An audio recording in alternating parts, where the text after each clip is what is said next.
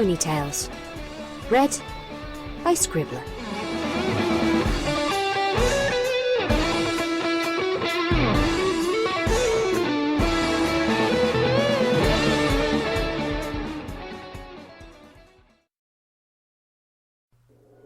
Pest Control by Rust. Celestia woke up screaming. Immediately, a warm, viscous fluid rushed down her throat and straight into her lungs. The ivory alicorn, having been sleeping fitfully before, panicked, thrashing out with all her limbs in spastic, desperate motions.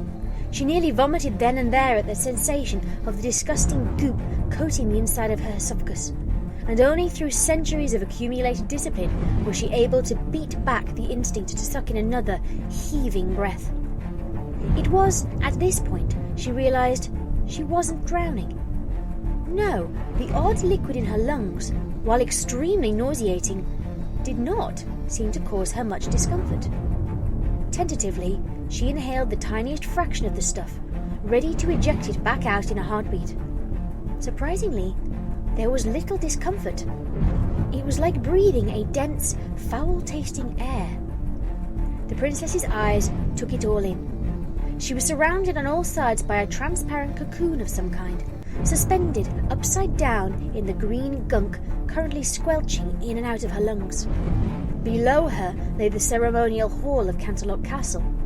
Even from this crazy angle, she'd know it anywhere. That thing stood triumphant on the dais, flanked by a hypnotized Shining Armor and his fiancée, a struggling Princess Cadence. Chrysalis was her name? Yes, a changeling. The queen, no less. The reason she was here in the first place. "You won't get away with this," Cadence was saying. "Twilight and her friends will..." Celestia never got to hear what Twilight and her friends would do, because at that moment, the door to the hall swung open, revealing the bearers of the elements themselves, trotting dejectedly to the dais with an escort of changeling drones. Celestia felt her heart sink into her stomach. They had failed then. Without the elements, Equestria was doomed. "You were saying," purred the queen, who left Cadence by her husband. "You do realize the reception's been cancelled, don't you?" She spat at Twilight and the others. Chrysalis then gestured to the other changelings in the hall. "Go! Feed!" With a buzz of insectile wings, the swarm took flight and raced out the door, which slammed closed behind them. Chrysalis chuckled darkly. "It's funny, really. Twilight here was suspicious of my behavior all along. Too bad the rest of you were too caught up in your wedding planning to realize those suspicions were correct," she taunted. Inside the pod, Celestia felt a wave of guilt. She had been among those who had merely brushed away her students' misgivings as simple anxiety. The princess cursed herself. It should have been obvious. Below, she saw Applejack lay a comforting hoof on Twilight's shoulder. "Sorry, Twi. We should have listened to you," she murmured. "It's not your fault," Twilight said. "She fooled every pony." Chrysalis hummed delightedly to herself, making fluttering over to the grand window. I did, didn't I?" She began to softly sing, though the words were lost to Celestia. There was a sudden nudging of her cocoon, a flash of midnight blue. She'd know that coat anywhere. Princess Luna hung upside down, her horn softly glowing as her hooves remained firmly rooted to the ceiling. She put a hoof up to her lips and tapped her horn. Celestia understood the gesture at once. The alicorn horn ignited with her own aura, weakened as it was, as she activated her magic for the spell. "Luna, time is short. You must flee at once. Take all the citizens of Canterlot with you and evacuate." Celestia's thoughts travelled through the emerald sludge where sound would not. It had been a long time since she had spoken with Luna this way, though. "Fear not, sister." Luna radiated a sense of tranquility that Celestia desperately wished she could match. "As the game is not over yet, and there are players with cards still to play, look and see for thyself. Down on the ground, Twilight had crept up to Cadance while the Queen was busy admiring the devastation that Canterlot had become. She blasted away the pink alicorn's restraints with the zap of magic. "Quick," she hurriedly whispered. "Go to him while you still can." Cadance ripped herself out of the weakened bonds and bounded over to her fiancé. The captain stared blankly back, devoid of any expression. Nevertheless, she lunged, teary-eyed, and wrapped her lover in a tight hug, as if savouring their last moments together. Celestia felt her heart go out to the bull mare. Luna, I strongly think... Have patience, sister, and a little faith. I have spent 1,000 years cultivating mine. The gentle barb stung, but served its purpose, and Celestia regarded the couple with renewed interest. A tide of magic surged out of Cadance and into Shining Armor. It was a one-way stream of pure, unadulterated magical power. Actual love given form. And then the stream broke through the dam erected around the captain's mind. He staggered, blinking rapidly. "What? Where? Is the wedding over?" A black streak rushed through the air and landed in front of him. Chrysalis reared up to her full height, glaring imperiously down at him. It's all over! Your spell! Twilight called desperately. Perform your spell! Celestia knew it well. She had taught it to him herself. Captain Shining Armor had one of the greatest aptitudes for defensive magic she'd seen in eons. He even surpassed the feats of the famed Star Swirl the Bearded, Celestia supposed, at least in that particular field of magic. What good would that do?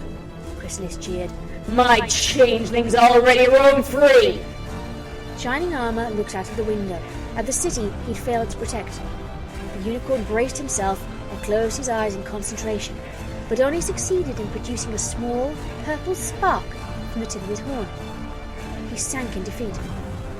"My power is useless now. I don't have the strength to repel them." Luna... Celestia was growing very, very worried. Luna merely smiled a small, confident smile and watched the events unfold below. Cadance wrapped her foreleg around her fiancé's neck and held him close. "My love will give you strength." What a lovely but absolutely ridiculous sentiment, Chrysalis scoffed, moving away to look out of the window. Shining Armor once more grit his teeth and put every ounce of strength he had left into the spell. It wasn't enough. In a heartbeat, Cadance was there, touching the tips of their horns together. Celestia repressed the urge to shiver from the sheer intensity of power that sparkled to life from the activated spell. Whirls of light surrounded the two figures on the dais, swirling and whipping around them with increasing violence until the pair was forcibly lifted off the ground and into the air. Celestia had to cover her ears. Even in the coffin, the audible roar of magic had become almost unbearable. There was a cataclysmic flash of light and heat and noise.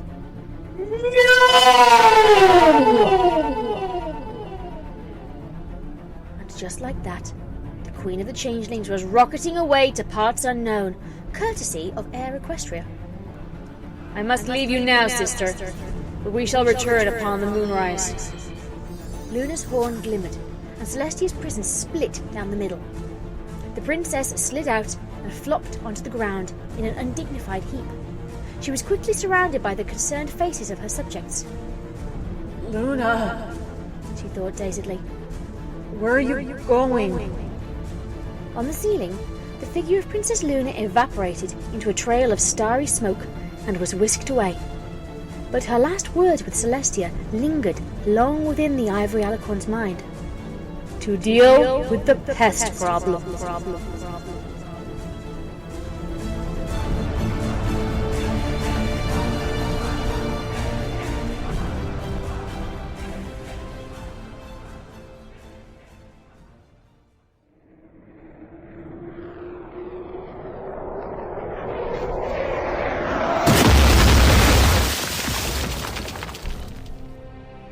In a peaty bog, miles away from the still-smoking city of Canterlot, a black meteor plunged out of the heavens and slammed into the ground, carving a trench the length of a standard hoofball field and throwing up debris 10 stories high.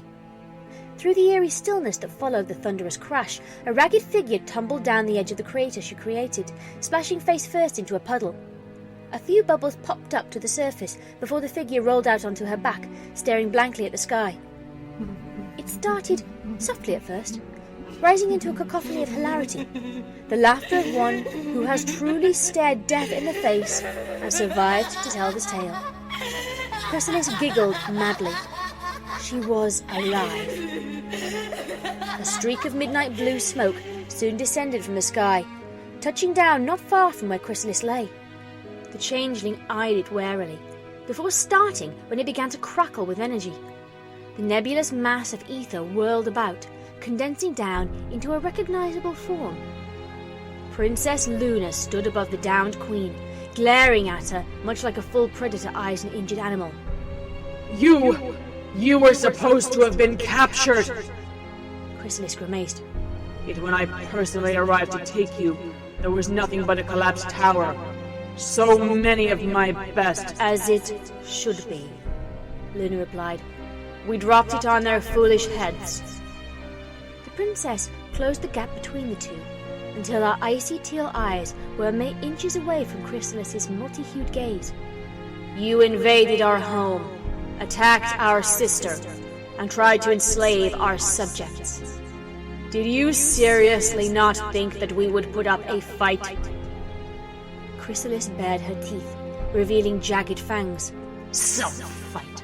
I still breathe, and my changelings may yet live. Luna lifted her own lips, revealing her own serrated grin. For now.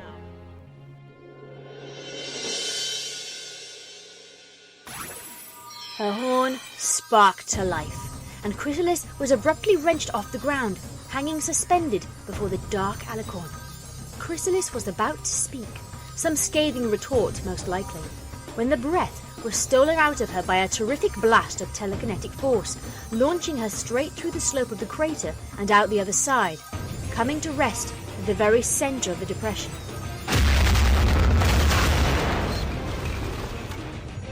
Chrysalis's eyes rolled back in their sockets. Never before had she been hit quite that hard. Something blocked out the sun. Luna's cold gaze was upon her again. What do you want? Chrysalis spat. Is it not enough to rub my face in my defeat? To quote a certain individual, Nope. this time she was ready for the surge of power. Digging deep into the reserves Shining Armor had unwittingly been stockpiling for the past few months, Chrysalis raised a shield. Just in time. Luna's push slammed into it, and the magic visibly shuddered. But it held. Foolish bug, you were doomed to fail from the start. No pony molests my kingdom without consequence. So that's how it was. Chrysalis seethed. It wasn't enough for the silly ponies to blast her into next tomorrow. No, they had to try and finish the job.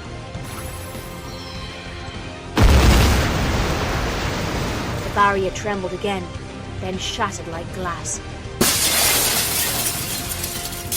Luna's leftover surge carried enough force behind it to send Chrysalis skidding up the side of the crater to the rim. She staggered unsteadily before a shadow descended behind her.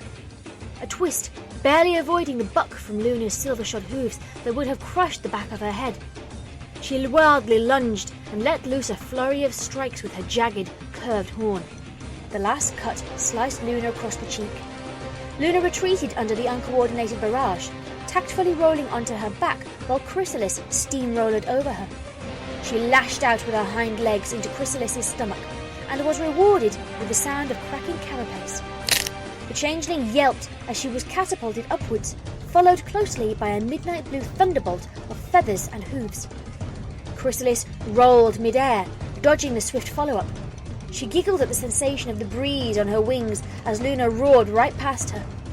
The insectile wings hummed as the queen brought them to use, hovering at ease high above the ground. Luna banked hard and began to glide. The two circled warily, like two cats sizing each other up. For the first time, Chrysalis began to feel a twinge of unease. She still had a phenomenal store of power yet to be brought to bear, stuff fit to burst with that silly captain's love. No wonder she had been defeated by it. This stuff was potent. Luna was not her sister, though, Chrysalis realized. Celestia had been caught off guard and had severely misjudged just how strong Chrysalis had become, paying dearly for it. Luna was raw, where Celestia was refined, wrathful, while the other was forgiving. Two opposites of the same whole, really. And she was ready, Chrysalis sensed. The entire magical reserve of a goddess prepped and ready for action, humming with tension like a drawn bowstring. And underneath that, she detected something else. Something that made her very apprehensive. Luna had something up her sleeve. But what? Chrysalis dug a little deeper, combing through the waves of power radiating from the alicorn. Her changeling intuition had a hunch, and if she was right... there it was! Oh my! The Queen's face split into a gleeful smile. As a changeling, she was endowed with the gifts to detect the emotions of sentient life. It was a paramount ability to her race, as her kind nourished and enhanced themselves from the ambient life magic radiated by creatures, a type of magic that was influenced by emotion. Every feeling tasted different to Chrysalis, and what she was sensing from Luna was like ambrosia, almost too good to be true. Love was the most powerful of all emotions. I shall give you this one chance to retreat, fool. Chrysalis cackled. Stay and seal your fate, for you shall not win this battle. But hate would do in a pinch. Luna responded by whipping her horn down in a graceful arc, out of which erupted a bolt of lightning that hammered Chrysalis in the chest. The changeling staggered mid-flight, but rapidly recovered. In fact, she looked even better than before. I warned you. With that, she fired the bolt of lightning, now tinged green, in a one-way return trip home. Luna screamed as it lanced right back into her horn, her wings suddenly stiffening and locking up as the electricity danced from feather to feather. The alicorn dropped from the sky like a stone, Chrysalis right behind. The second she hit the ground, the changeling slammed her down even further with the force of a runaway carriage. A small shockwave from the impact rippled the ground 30 meters in all directions. Luna tore herself out of the ground almost instantaneously, retaliating with a ferocious barrage of lightning strikes which the changeling didn't even bother to dodge, letting them strike her with impunity. Every spear of power that entered her was promptly absorbed, and the cracks in her carapace began to heal right before Luna's eyes. Luna snorted with frustration. What cheap magic is this, bug? Will you not fight fairly? Chrysalis pretended to consider the thought for a moment, then waved her hoof dismissively. You're asking a changeling to fight fairly. I suspect that last hit I gave you addled your brain. The alicorn hissed under her breath. Somehow, her formidable magic spells were doing no harm. In fact, they were reversing the damage her earlier blows had inflicted. Figured it out yet? You think a princess would be smarter than this? She fired a volley of green bolts at the alicorn, who evaded them with an ungainly squawk. I feed on emotions, you dolt, and your magic is just oozing with it. Luna seethed. The witch had a counter to her powerful magic. She was going to have to go about her business the old-fashioned way. Luna responded to the taunts by ripping a fully grown evergreen out of the ground, cocking it over one shoulder in manner of a broadsword. Birds and loose pine needles tumbled out as an entire ecosystem was disturbed in the name of combat. The changeling giggled. Ooh, look, you've got yourself a toy. Nay, 'tis a fly swatter. All the better to swat the fly with. Chrysalis's eyes widened as several tons of wood, dirt, and leaf ripped through the air at half the speed of sound.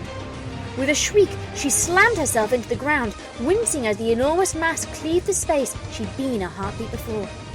She rolled, extending her own magical aura outwards, seizing a pair of half-grown birch trees and tearing them upwards. Just in time, too, as the evergreen was coming around for another pass. The saplings came together over her head in an X shape as it crashed down into the crossed trunks. The sheer force of the impact sent up a gust of wind into her face, and the forest floor behind her, turning up in centuries' worth of loam and decaying leaves into the air in an explosion of muted colour. Luna pressed down on the pine, seeking to crush her foe into the dust. Unbelievably, the changeling held her ground, the overhead force actually pressing her holy hooves half a foot into the earth. Her improvised weapon was a groaning with every surge of force she sent down the length. Abruptly, she choked up on the evergreen, gripping the tree by the middle rather than base, and the adjustment of fulcrum led her rip it out of the changeling's birches like a twirling baton. Luna resisted the urge to smile. The queen never saw the opposite end coming. The heaviest part of the tree clad in several roots and thick bark. With a sickening crack, Chrysalis was catapulted skywards, punching a hole through the forest canopy as her saplings were dragged with her. A single flap of her wings and Luna was tearing after her, an entire pine tree in tow. The sudden dimming of the sun was all the warning she had. The changeling had recovered quickly. Chrysalis came down from above, viciously slashing at her. Limbs cracked against her body. Splinters flew. She bolted backwards, hefting the pine to batter the improvised clubs away. They circled again, the alicorn's wings beating much slower this time. Luna was panting heavily, a thin sheen of sweat visible atop the streaks of dirt and various bruises.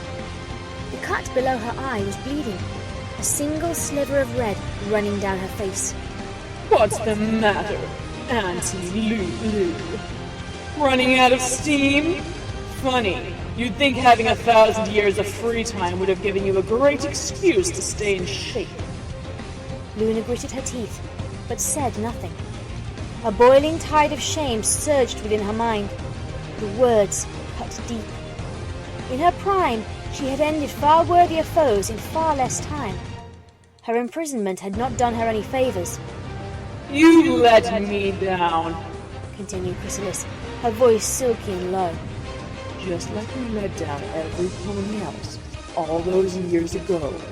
How does it feel to know that you failed them? Your friends, your subjects, and especially sister. Leave Celestia out of this, witch! Luna roared. Despite herself, a wetness was beginning to brew around the corners of her eyes. Chrysalis was undeterred, licking her lips as she said, I know her emotions. I spent weeks in Canterlot fooling all of you. And do you know what she feels? Do you know what shoots through her heart every time she lays eyes upon you? Silence! The dark alicorn screamed. Shut up! Shut up! Shut up! It was fear. She's afraid of you, Luna, her own sister. Do you know why? Because you fell from your lofty perch. Because you gave in to what your heart wanted and your head denied. Because you're a failure. As a princess and a sister. You're tainted. And she'll never see past that. The queen watched as the alicorn seemed to shudder in flight. Those feathered wings stilled, and she was hunched over as if in pain. Chrysalis grinned in delight as her tactful goading provoked the exact kind of response she wished. Those dark energies laying dormant within the princess had been stirred enough. The emotional catalyst added and the entire mixture set to simmer. Now the reaction was taking place. The sky exploded black. Chrysalis watched as the sun was forcibly torn from the sky and tossed into tomorrow like a foal's toy. The stars punched through the heavens, lighting up brighter than they'd ever been in centuries. An aurora sprang up, whipping back and forth from horizon to horizon in streaks of radiant colour. The moon charged upwards from the east, so fast it blurred, until it jerked to a halt in the ultimate apex. It was so close, Chrysalis could see details upon it like never before. She looked back to Luna, or what had been Luna. In her place, a larger alicorn, blacker than sin and armoured in metal that glittered like cold ice. 2 slitted eyes spewed forth a millennium's worth of pain and suffering. Powerful wings stretched to an unbelievable wingspan, the dark feathers seemingly melting into the night sky. Nightmare Moon had been reborn, and she hurled herself at Chrysalis with a range unlike anything ever seen. The pine tree, held in a searing telekinetic grip, promptly burst into magical blue flames. It swept through the air in great sweeping arcs. Almost hypnotically it moved, a cobra entrancing helpless prey. Though to be lost in the vision would mean braving dire straits. Chrysalis barely had time to tilt her head back as the entire shaft of the tree rushed past, inches away, seeking to skewer her. In the heat of the moment, she stuck her tongue out and tasted the potent energies burning in the air. Delicious. Her own birches ignited a fell green, and they met the ensuing onslaught with glee. Back and forth across the sky they danced, swirling and whirling about in their deadly dance. The night sky lit up every time the weapons clashed, magical sparks arcing through the air as the 2 auras screeched together. Nightmare Moon fought with the frantic strength of a cornered animal, pouring her very being into a relentless surge of aggression that sought to overwhelm Chrysalis through sheer power. Chrysalis, meanwhile, used her 2 smaller trees effectively, diverting her foe's strikes rather than outright blocking them. One tree would shove the pine away at the very last moment, and the other was quick to counter or whirl into position for the next pass. Every blow threatened to knock her from the air, such was the pure force behind the collision. Yet, despite this, the Queen was giggling madly, drinking deeply from Nightmare Moon's aura every time she brought the pine close. Come on, is that all you got? She laughed, feeling on top of the world. Come on, come on, come on! I know you've got more juice in there, Luna! Nightmare Moon roared something incoherent in reply, flourishing the forest titan above her head before ripping all the remaining limbs off and sending them to the changeling in a storm of splinters, each the size of a fully grown stallion. Chrysalis grinned madly, letting them all strike home, smiling wider each time a shaft of wood pierced her chitin, absorbing the furious energy guiding them forth. She threw her head back and yelled in something like ecstasy. All this power! I must have more! She flexed, and the splinters erupted out of her in all directions. Nightmare Moon didn't even flinch as one glanced off her helm.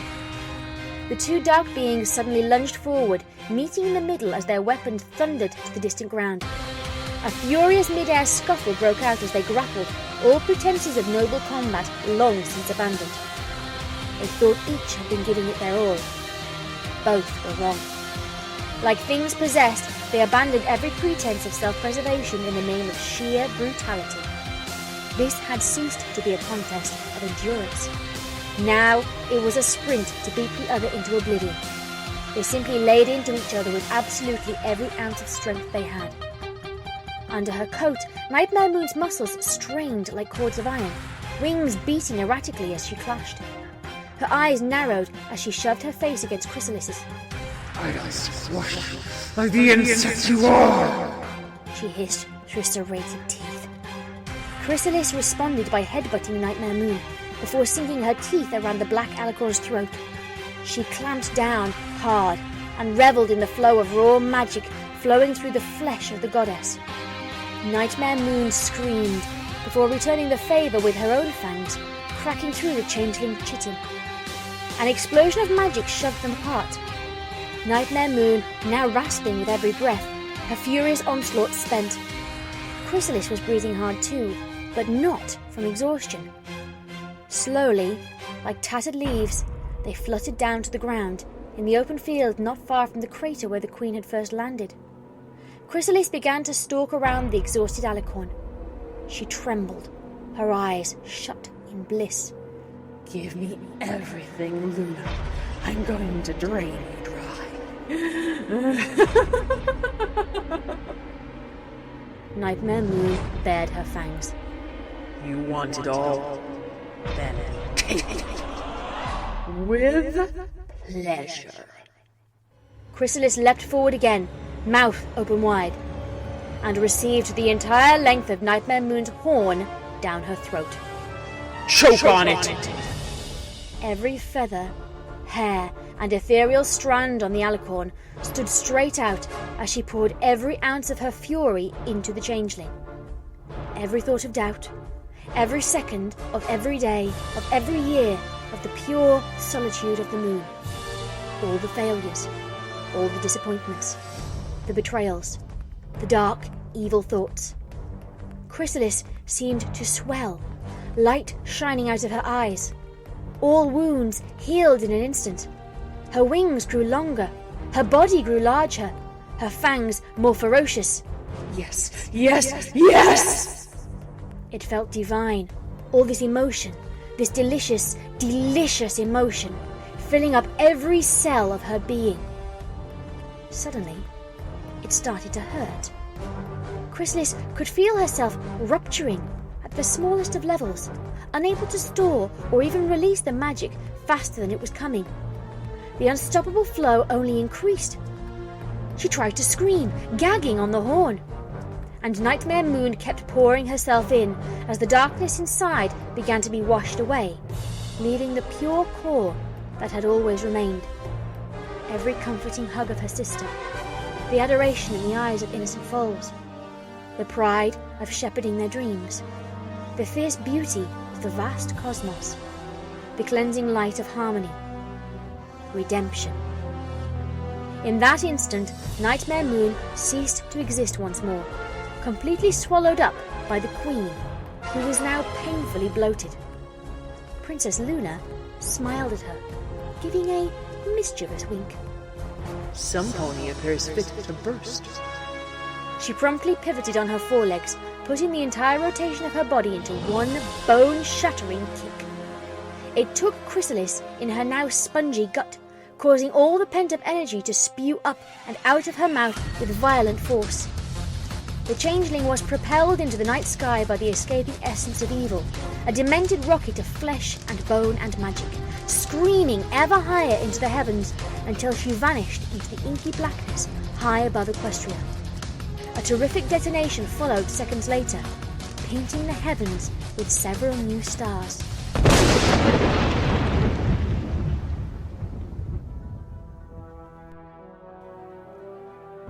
Luna stood still for a moment, scanning the skies in a pensive manner, before turning and kicking dirt over the spot the changeling had once stood, like a cat kicking dirt over its leavings. With a final glance over her shoulder, she shook out her tired wings and took flight for home.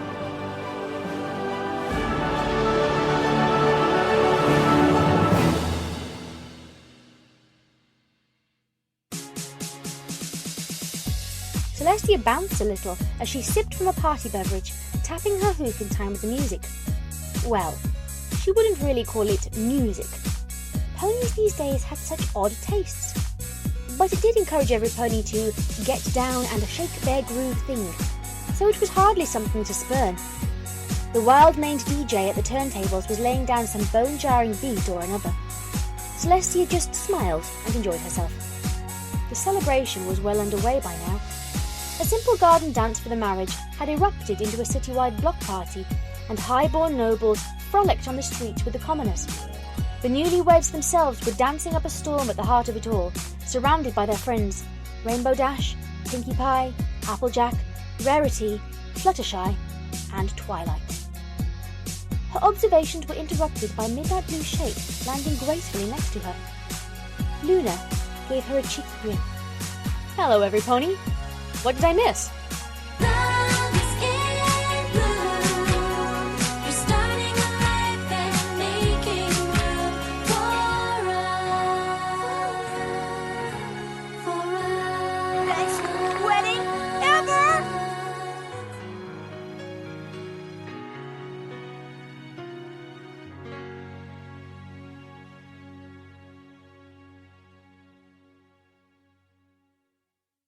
That was Pest Control. It was written by Rust and read by Scribbler. Okay, thank you very much for listening. I have to say with this one, I've had it on my books for some time. It's one of the few files I've managed to recover from the smoking remains of my old hard drive.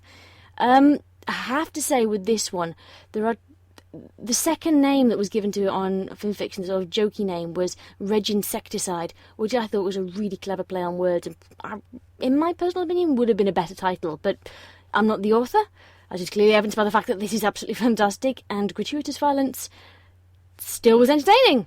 So, I hope you enjoyed that. Updates on my other works: the radio play Heroic Tale of Heroically Heroic Heroes. Episode 2 is halfway written. It's probably not going to be fully written before I go away on holiday, but I should have it all ready by the time I get back, and I do have a plot synopsis for the entire 6 episodes now, a rather detailed one that I've been working out with certain members of the team. So many thanks to Reva Brony for letting me talk to him ad nauseum about this. And I should be posting some extra auditions and callbacks and things from people who auditioned last time for the new characters I didn't realise were going to be there in episode 2 and beyond at the time of auditioning last. That sounds suitably babbly. I should probably stop now. So, watch this space for another video regarding the radio play and auditions. Tune back in for comic dubs, fanfiction readings, and my radio show on Sonic Rainboom on Saturdays at 8 p.m. BST, British Summer Time. And in the meantime, I hope you all have a wonderful evening. It is really sunny outside. I've damaged my neck and can't go out in it, so I hope you're all doing better than me. Be lovely to each other, and good night, everybody.